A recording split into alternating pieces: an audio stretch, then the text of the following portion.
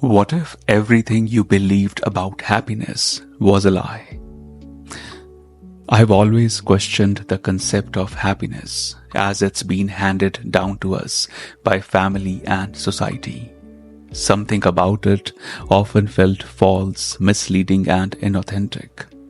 Growing up, I watched people sacrifice their present in the hope of a better future. I saw people give away everything to the dreams set for them by others.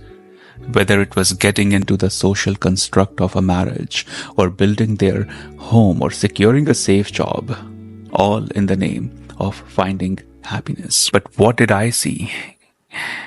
I saw that these people felt even more miserable and trapped years later.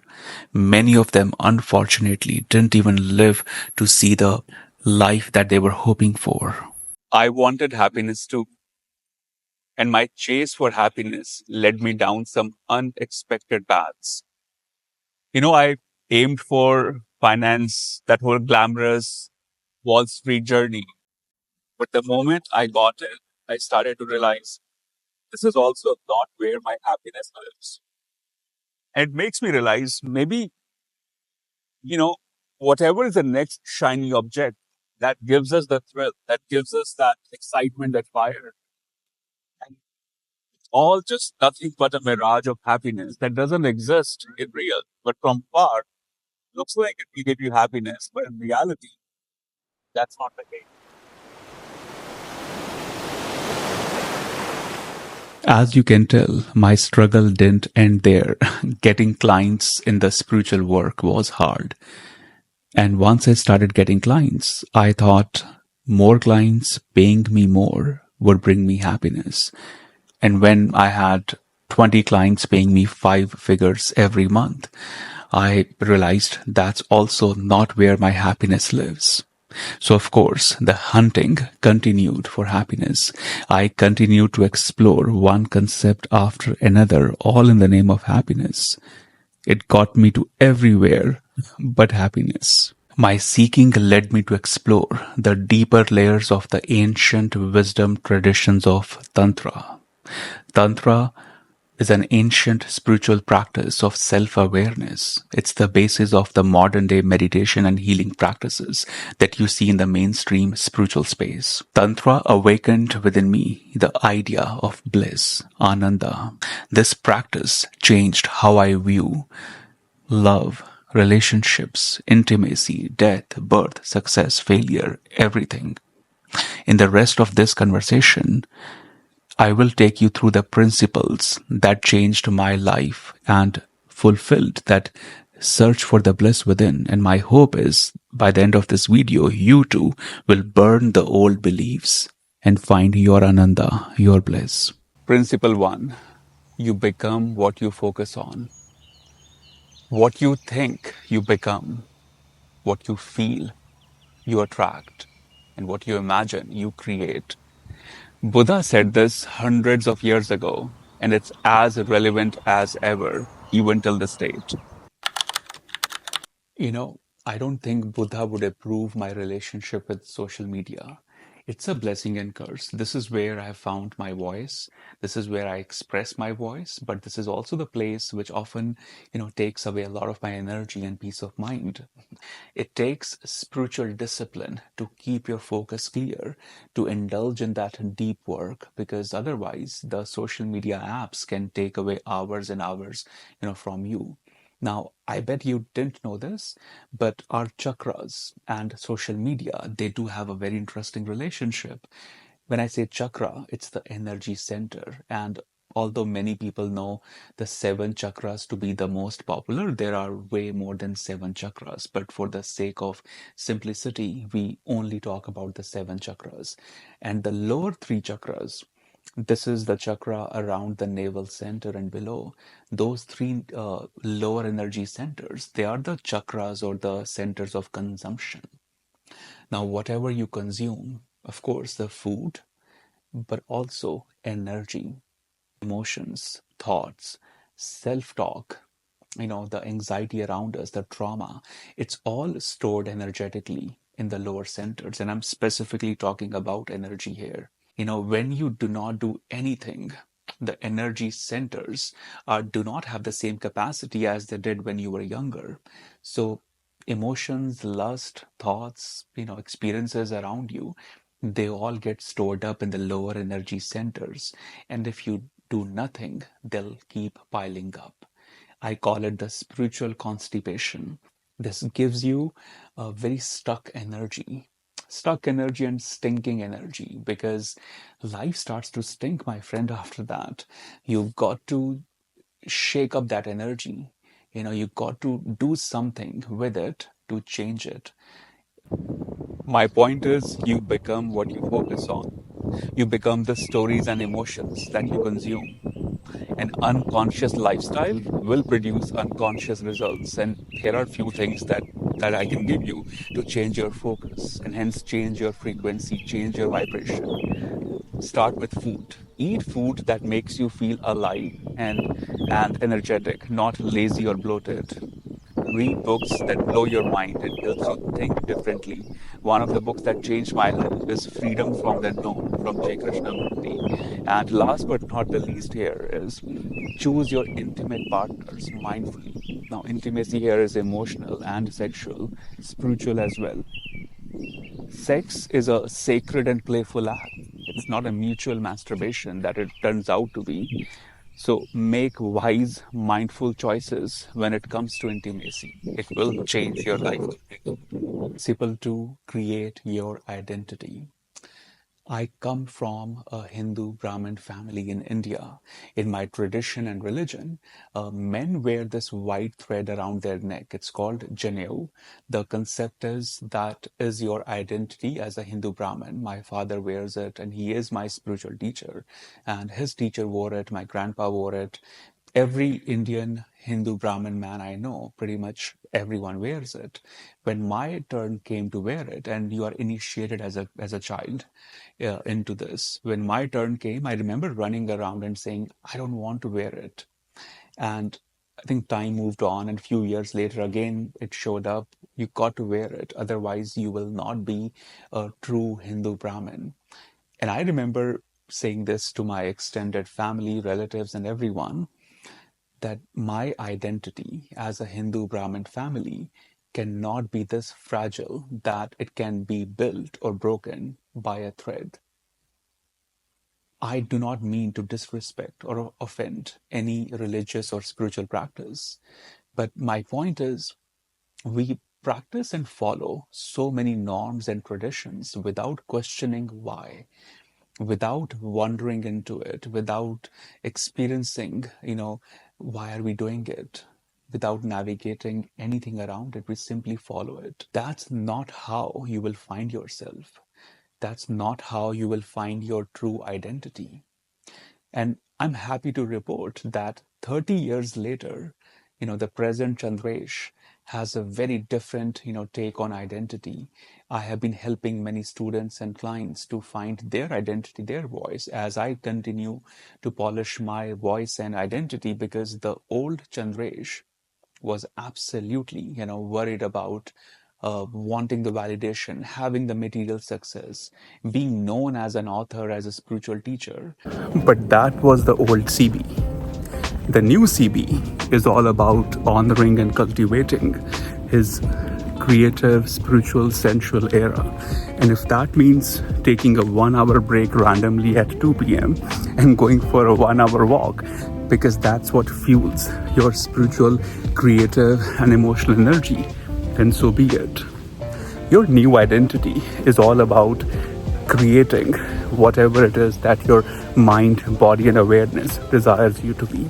It's that simple. The new Chandresh is much more happier, playful, excited about life. And of course, the sadness, the moments, the thoughts come and go. But your practices as a seeker, as a creative artist, they'll continue to save you, my friend. No one else is coming to save you besides your own practice and your own relationship with your art and with your spiritual path. You create your identity. And if all the world is a stage, You get to play any character you want.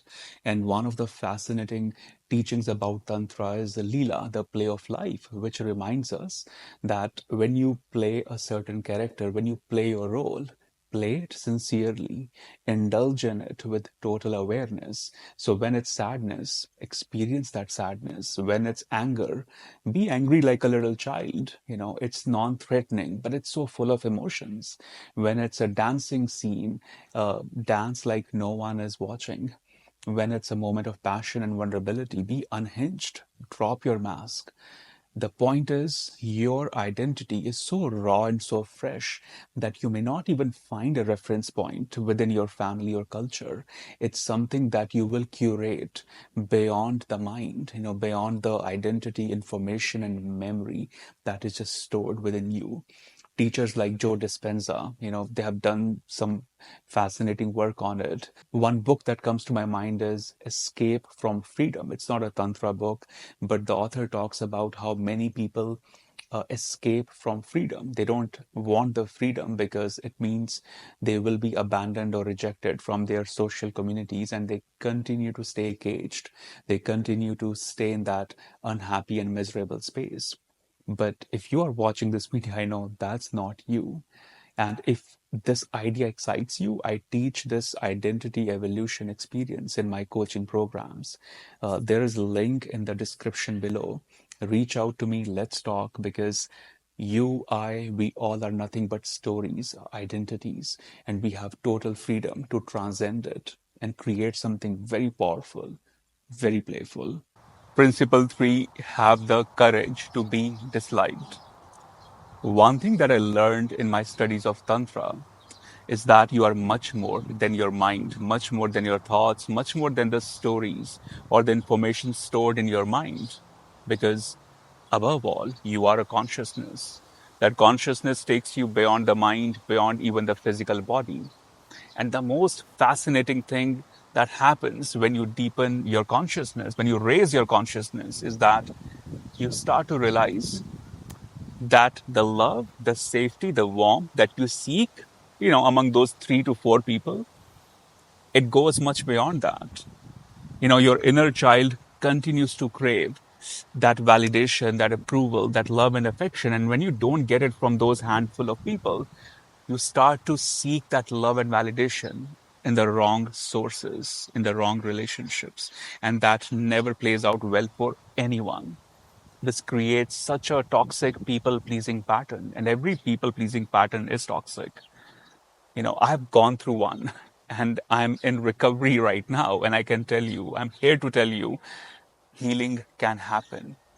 But it happens when you use the knowledge of consciousness to realize that the safety, the love and warmth that I was seeking in every other human out there, it's within me. It's endlessly within me.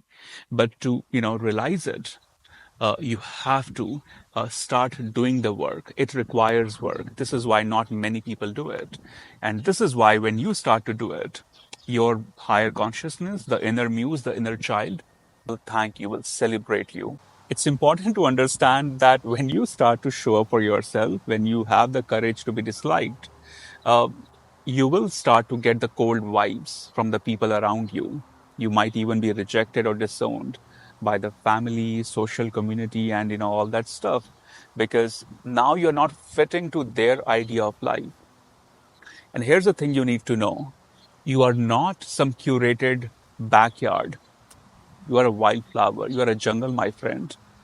In jungle, all the trees look different, all the flowers look different, and that's the beauty of it.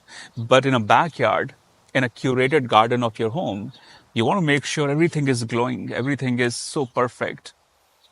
And that's the curated garden. You are not a curated garden. Own your identity as this wild jungle, untamed, unapologetic, unhinged. That's the only way, you can proceed to truly attain that bliss, that Ananda within. When you wake up in the morning, remember your dharma, your mission is to show up for your art, your expression, your longings, and your fire.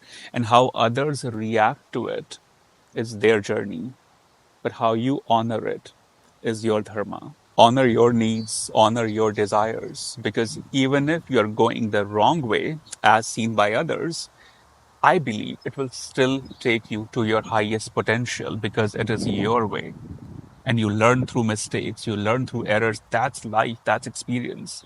But if you live the right way, as dictated by others, I think you'll continue to be miserable and unhappy.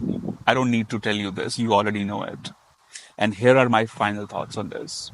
I really think, the courage to find happiness is really the courage to be disliked. You see, as humans, we thrive on connections and relationships, whether it's for professional growth or our personal needs of love, intimacy, sex, emotions. We want this connection and relationship, to manifest it, to experience it. And this need to have the relationship, this need to have the connection is our blessing and curse. It's a blessing because the right person, the right connection can change the entire journey of your life. And the curse exists when we experience a terrible toxic connection on relationship, because that will create a fantastic people pleaser in you, and then rest of your life becomes a replica of you becoming this people pleaser and constantly satisfying a version of you that is not yours, but of all the other people who want to keep approving you, giving you permission to be joyful, to be playful. And when they do not give you that permission, you feel the guilt, and you also feel the resentment. You also feel the anger. The final principle: meditate and create. I learned meditation through a very non-textbook way, which means my teachers taught almost this very practical view of meditation, which went beyond the spa experience, which went beyond the mystical experience also. And I'll tell you what that is. Meditation is meant to take you beyond the narrow lanes of your mind. It's meant to give you that deeper bliss that you're looking for in every person, in every experience, relationship out there. But the challenge is, and it's such a big turn off to see meditation being reduced to this 5 minute quick experience where a soft background music and dim light is just bringing you this bliss. And I'll tell you that bliss only happens in the magazines or in the social media or in the glossy marketing, you know, uh, picture of the meditation and spiritual practices. In reality, meditation is almost this raw and even brutal experience to go through, because it really takes out your shadows. It really, helps you to vomit and throw up the, emotions, the traumas that you no longer need, that you no longer want.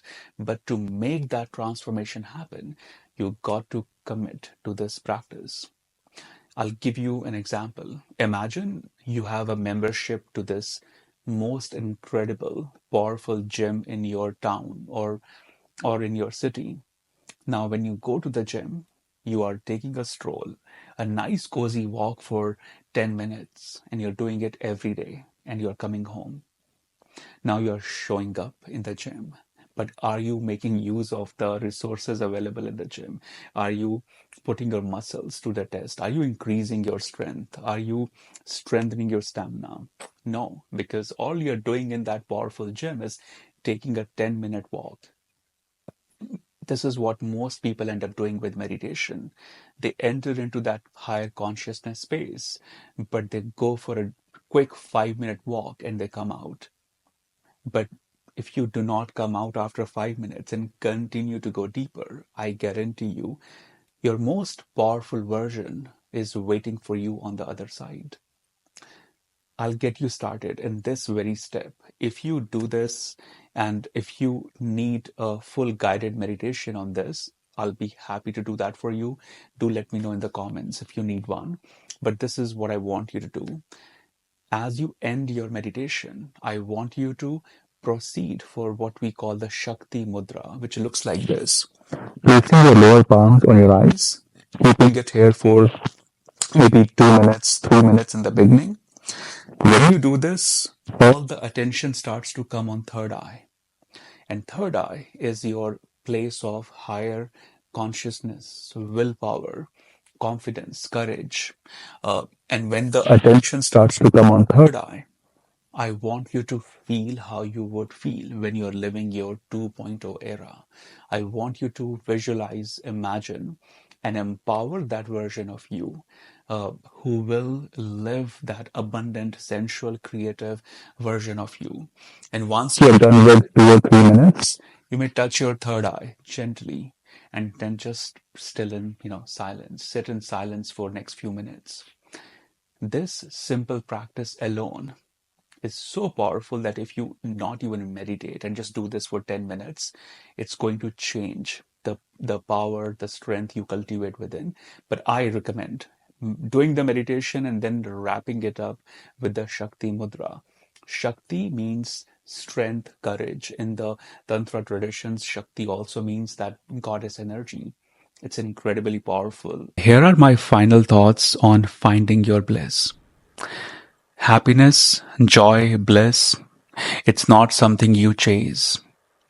It's a realization that you have been looking for the bliss in the wrong places, wrong humans, wrong experiences.